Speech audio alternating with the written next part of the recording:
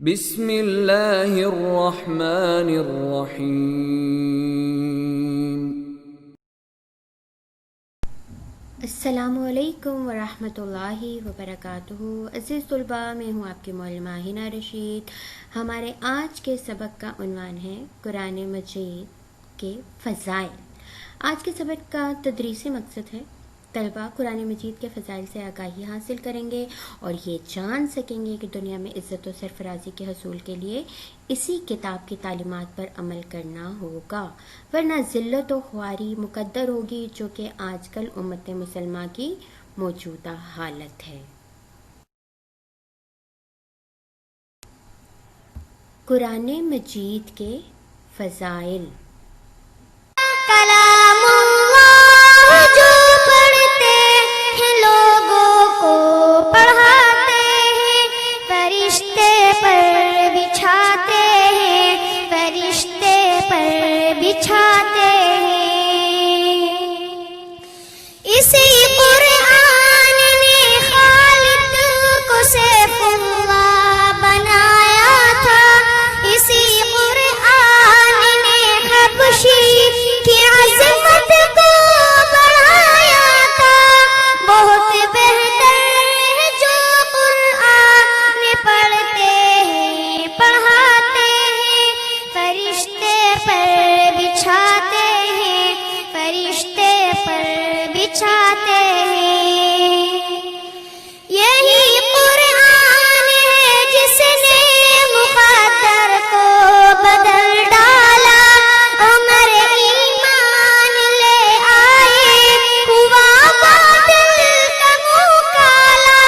ملائک آسمانوں کے بہت خوشیاں مناتے ہیں، فرشتے پر بچھاتے ہیں، فرشتے پر بچھاتے ہیں۔ پڑھا کربل کے میدان میں میرے شبیر نے قرآن، تلاوت کرتے کرتے شان کر دی جان بھی قربان۔ اسی قرآن کے ہم بھی ترانے گنگناتے ہیں، فرشتے پر بچھاتے ہیں، فرشتے پر بچھاتے ہیں۔ مٹا دے اپنی ہستی کو کلام پاک کی خاطر، لٹا دے اپنا تن من دھن کلام پاک کی خاطر۔ وہ خوش قسمت ہے مال و زر جو قرآن پر لٹاتے ہیں، فرشتے پر بچھاتے ہیں، فرشتے پر بچھاتے ہیں۔ لگے نہ کیوں تمام انسانیت کو ٹھوکرے ہر دم، کہ قرآن کے بنا ہر سمت پہ ظلمت ہر دم۔ جہاں قرآن ہو تو گل مہکتے کھل کھلاتے ہیں، فرشتے پر بچھاتے ہیں، فرشتے پر بچھاتے ہیں۔ نہ سونے کی نہ چاندی کی نہ تاج و تخت کی خواہش، شمیم اس دل کی رہتی ہے ہمیشہ ایک فرمائش۔ مدینے میں بھی جاؤں جیسے اکثر لوگ جاتے ہیں، فرشتے پر بچھاتے ہیں، فرشتے پر بچھاتے ہیں۔ اصول دین کے خاطر جو بچے گھر سے جاتے ہیں، فرشتے پر بچھاتے ہیں، فرشتے پر بچھاتے ہیں۔ آئیے اب ہم فضائل قرآن کو ذرا تفصیلاً دیکھ لیں۔ قرآن مجید اللہ تعالیٰ کی نازل کردہ کتاب ہے، یہ بے مثال خوبیوں کا مجموعہ ہے جن کا شمار ناممکن ہے۔ قرآن مجید اپنی خصوصیات کی وجہ سے باقی تمام آسمانی کتابوں پر فضیلت رکھتا ہے اور ان تمام خصوصیات میں سے آج ہم چند خصوصیات اس کی دیکھیں گے۔ کلام اللہ، بیٹا یہ کتاب اللہ تعالیٰ کا کلام ہے۔ کلام بات کو کہتے ہیں۔ اس کتاب میں اللہ تعالیٰ کی وہ باتیں موجود ہیں جو انہوں نے اشرف المخلوقات یعنی انسانوں سے کی ہیں، ٹھیک ہے۔ یہ اللہ تعالیٰ کی آخری کتاب ہے اور تقریباً 14 صدیاں گزر جانے کے باوجود بھی آج کے دور کے تقاضوں کے مطابق ہے اور قیامت تک ہر طرح کے حالات میں یہ کتاب قابل عمل رہے گی۔ حضور صلی اللہ علیہ وسلم نے فرمایا اللہ تعالیٰ کے کلام کی فضیلت یعنی قرآن مجید کی فضیلت باقی تمام کلاموں پر ایسی ہے جیسا کہ اللہ تعالیٰ کی فضیلت اس کی مخلوق پر۔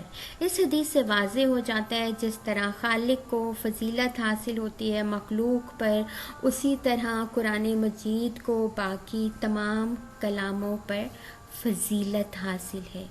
تو یہ بہت یونیک کوالٹی ہے قرآن مجید کی کہ یہ اللہ تعالیٰ کا کلام ہے۔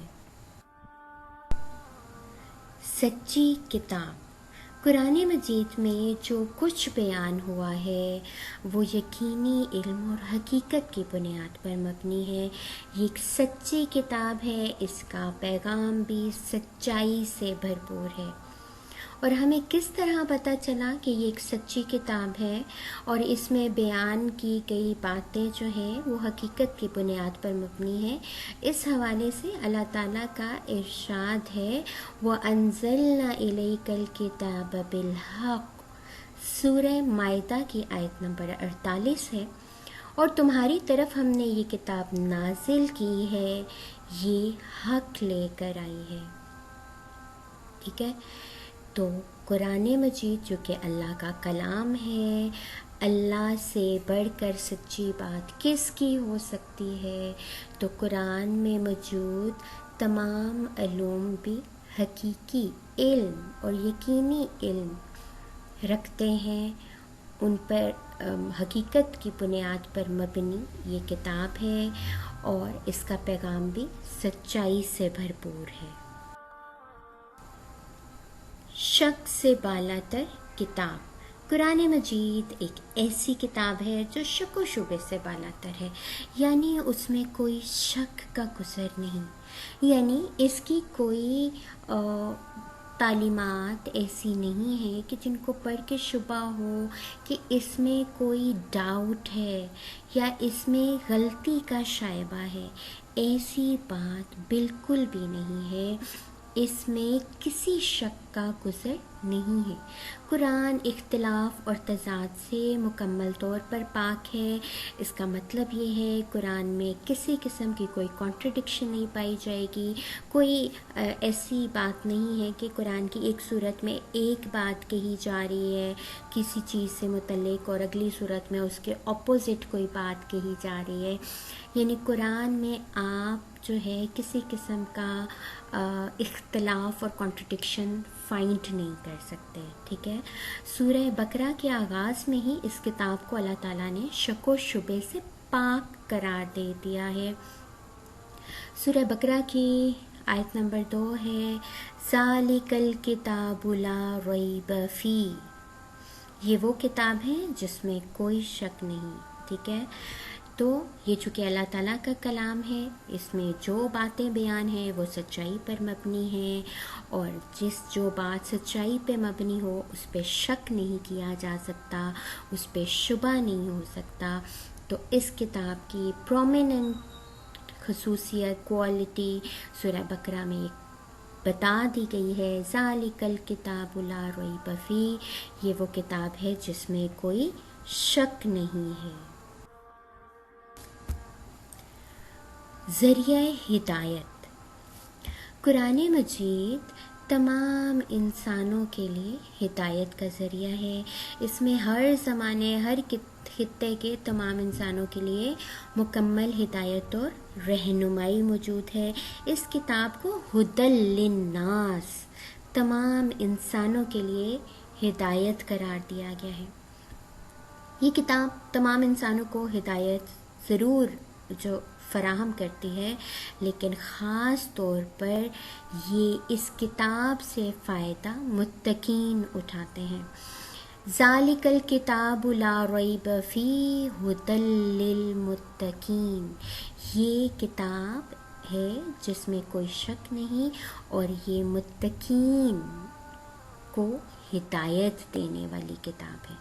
تو متقین وہ ہوتے ہیں کہ جن کے اندر اللہ تعالیٰ کا ڈر ہوتا ہے، جنہیں احساس ہوتا ہے ہمارا رب ہمیں دیکھ رہا ہے اور ہمیں قیامت کے دن اس کے سامنے جا کر جواب دہ ہونا پڑے گا اپنے اعمال کا۔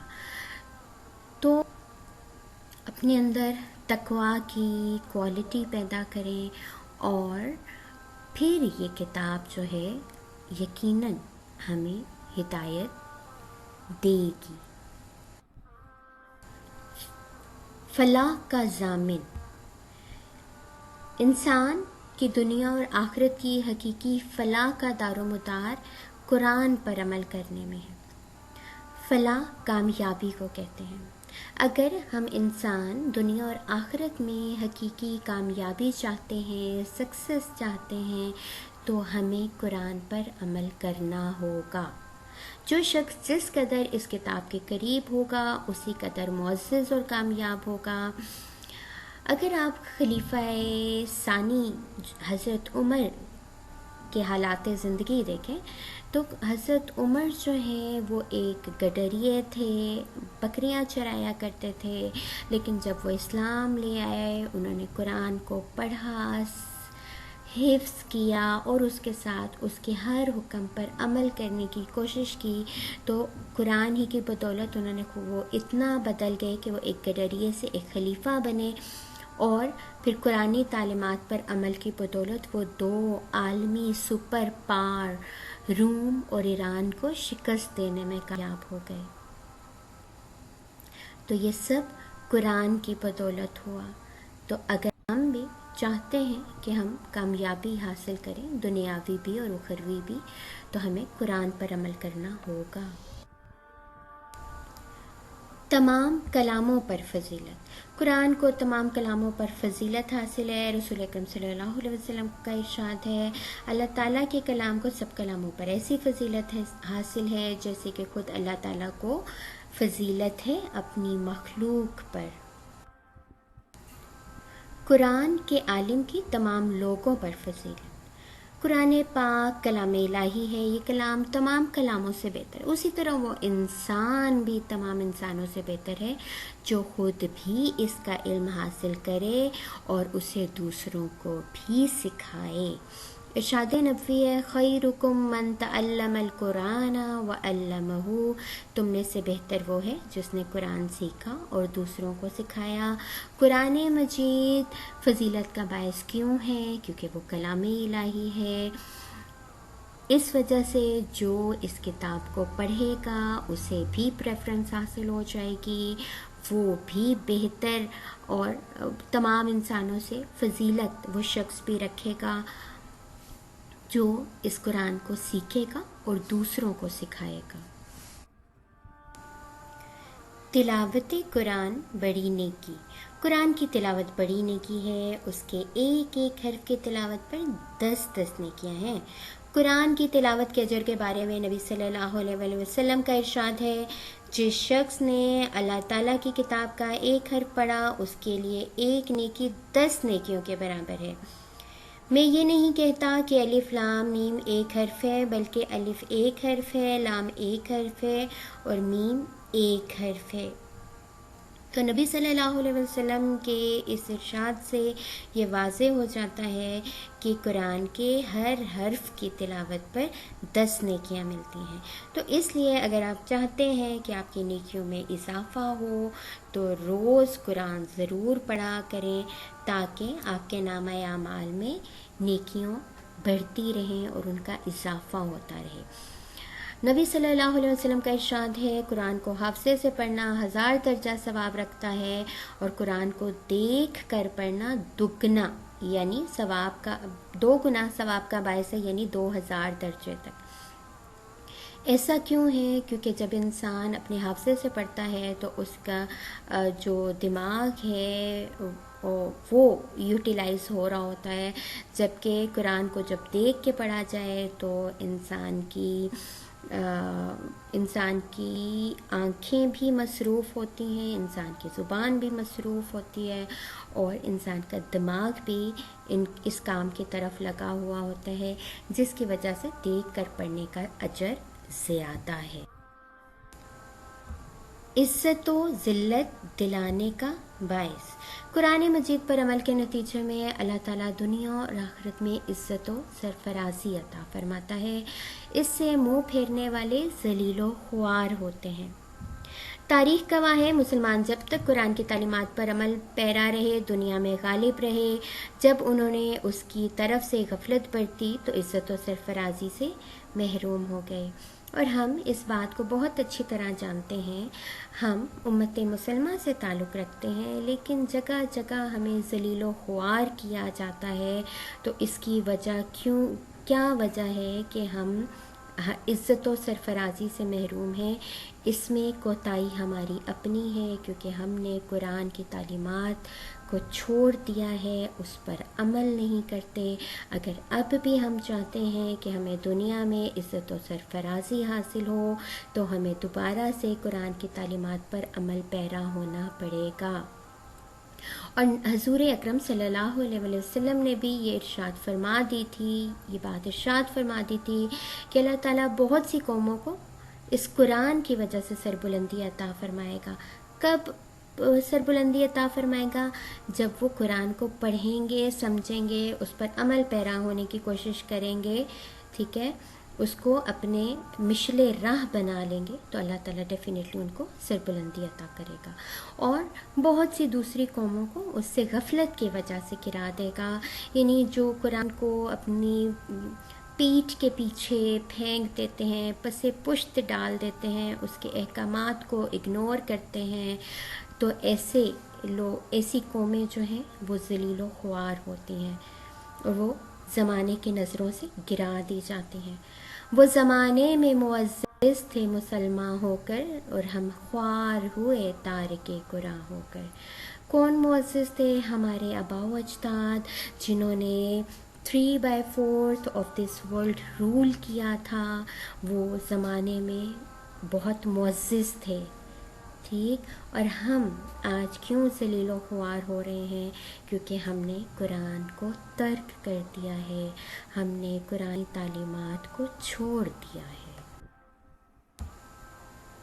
محفوظ کتاب، قرآن کو ایک فضیلت قرآن کی یہ بھی ہے کہ یہ ایک محفوظ کتاب ہے، اس کی حفاظت کا ذمہ اللہ تعالیٰ نے خود لیا ہے۔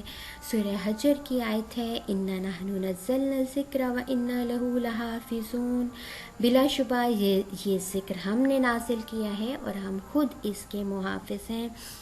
دنیا میں کوئی ایسی بھی کتاب موجود نہیں ہے کہ جس کی حفاظت کا ذمہ خالق نے خود لے رکھا ہو، ٹھیک ہے، لیکن قرآن مجید وہ کتاب ہے جس کی حفاظت خود خالق کائنات کر رہا ہے، اس وجہ سے اس میں کسی قسم کا کوئی رد و بدل اور تبدیلی نہیں کی جا سکتی۔ جامع کتاب، قرآن مجید ایک جامع کتاب ہے، یہ انسانی زندگی کے تمام پہلوؤں کے متعلق رہنمائی کرتا ہے۔ اس میں انسانی زندگی کی حقیقت، خیر و شر، حلال و حرام، اخلاقی تعلیمات، غرض زندگی کے ہر پہلو کے متعلق رہنمائی موجود ہے۔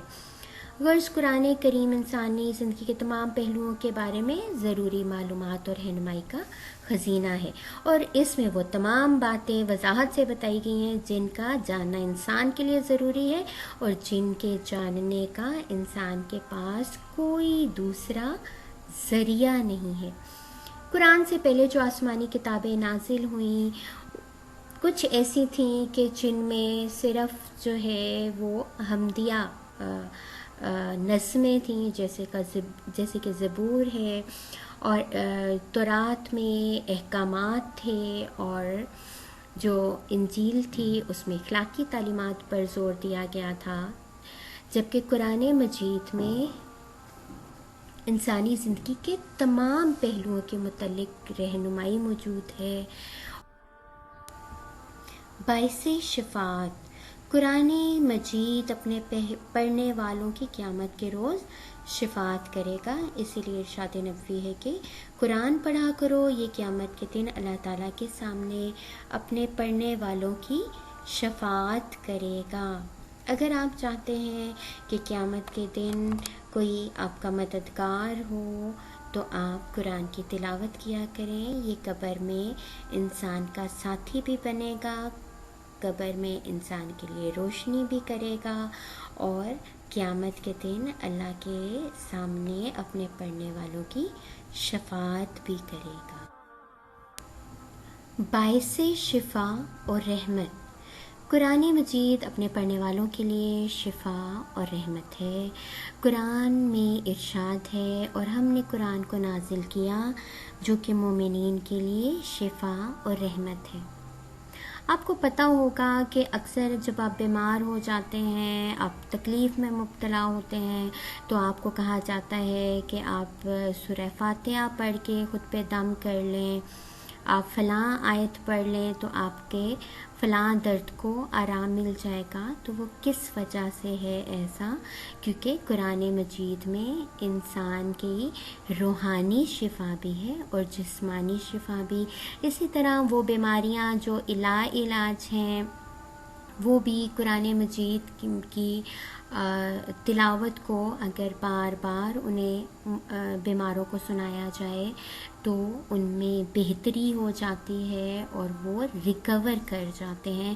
جیسے بہت سے قرآنک تھیراپی کے ایسے میڈیکل انسٹیٹیوشنز ہیں کہ جہاں پہ بیماروں کا علاج جو ہے وہ قرآن کو سنا کے کیا جاتا ہے، جس میں سورہ رحمان کی تلاوت جو ہے وہ انہیں بار بار سنائی جاتی ہے، اور جو لا علاج قسم کی بیماریاں ہیں وہ مریض بھی ریکور کر جاتے ہیں۔ تو یہ قرآن کی برکت ہے کہ جس کی وجہ سے لا علاج بیماریوں کا بھی علاج ممکن ہے، اور ان بیمار اس سے شفا پاتے ہیں، اور انسان جب اس کی تلاوت کرتا ہے تو اس پر اللہ کی رحمت برستی ہے۔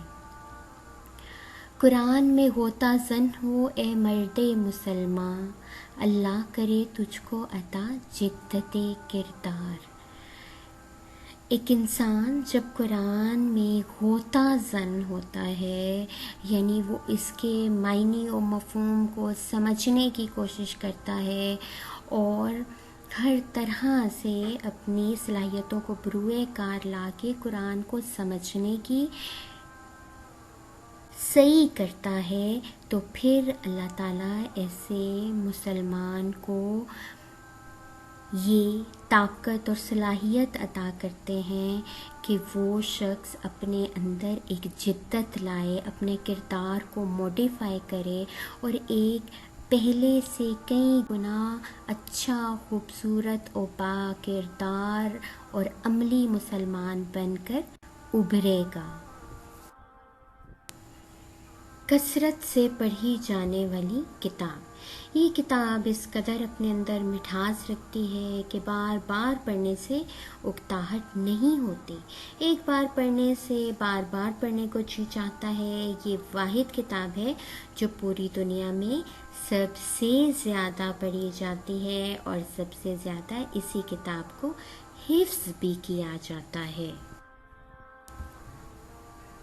قرآن مجید کی ایک اور اہم خصوصیت ہے کہ وہ مہیمن ہے، اور مہیمن کے معنی ہے محافظ و نگہبان۔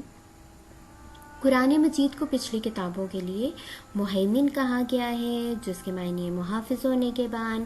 اس کا مطلب یہ ہے کہ پچھلی آسمانی کتابوں میں جو تعلیمات اور عقائد اپنی اصلی حالت میں محفوظ نہ رہ سکے، انہیں قرآن مجید نے اپنے اندر اثر نو بیان کر کے محفوظ کر دیا ہے۔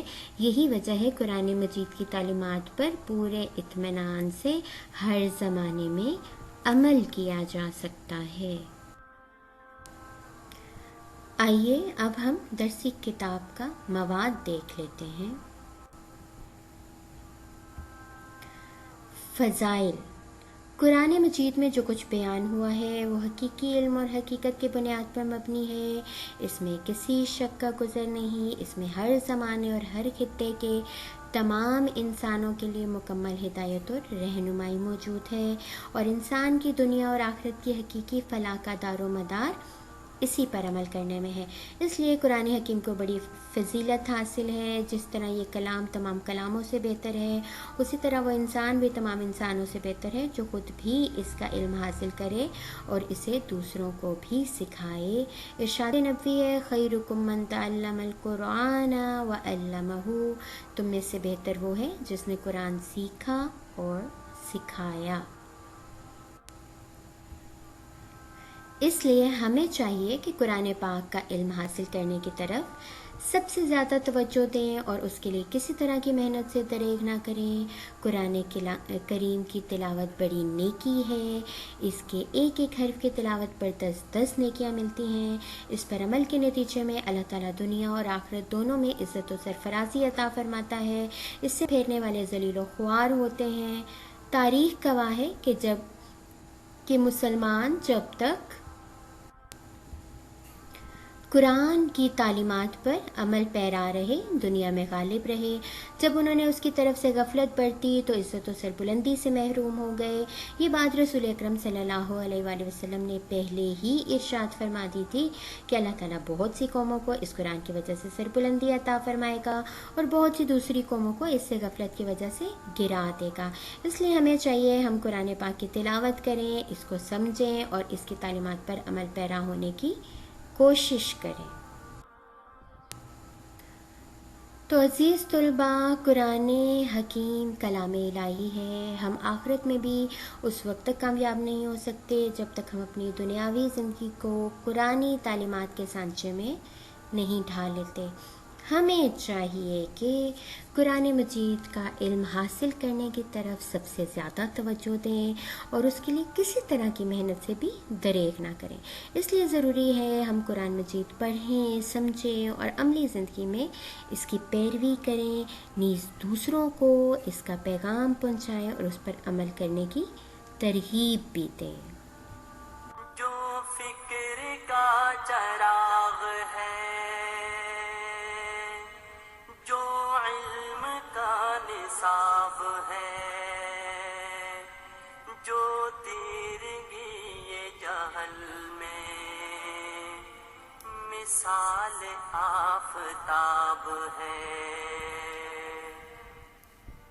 جو فکر کا چراغ ہے، جو علم کا نصاب ہے، جو فکر کا چراغ ہے، جو علم کا نصاب ہے، جو تیرگی جہل میں مثال آفتاب ہے. قرآن کا نظام ہی جہاں میں کامیاب ہے. قرآن وہ کتاب ہے جو درس انقلاب ہے. قرآن وہ کتاب ہے جو درس انقلاب ہے. قرآن وہ کتاب ہے جو درس انقلاب ہے. سمجھ کے گر کوئی پڑھے تو نور علی نور ہے، بلا سمجھ کے بھی پڑھے تو باعث سرور ہے. سمجھ کے گر کوئی پڑھے تو نور علی نور ہے، بلا سمجھ کے بھی پڑھے تو باعث سرور ہے. بلا سمجھ کے بھی پڑھے تو باعث سرور ہے. کلام پاک سر بسر ثواب ہی ثواب ہے.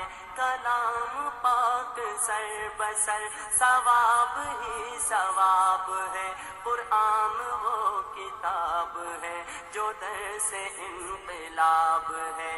قرآن وہ کتاب ہے جو درس انقلاب ہے. قرآن وہ کتاب ہے جو درس انقلاب ہے.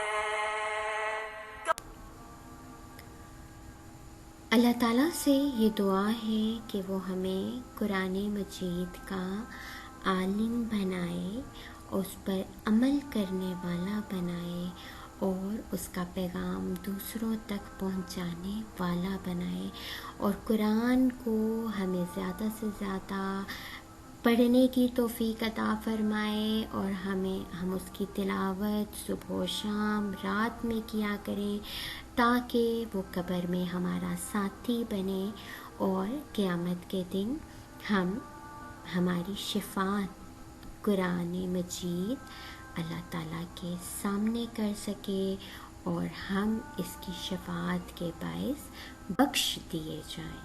آمین ثم آمین یا رب العالمین۔ فی امان اللہ۔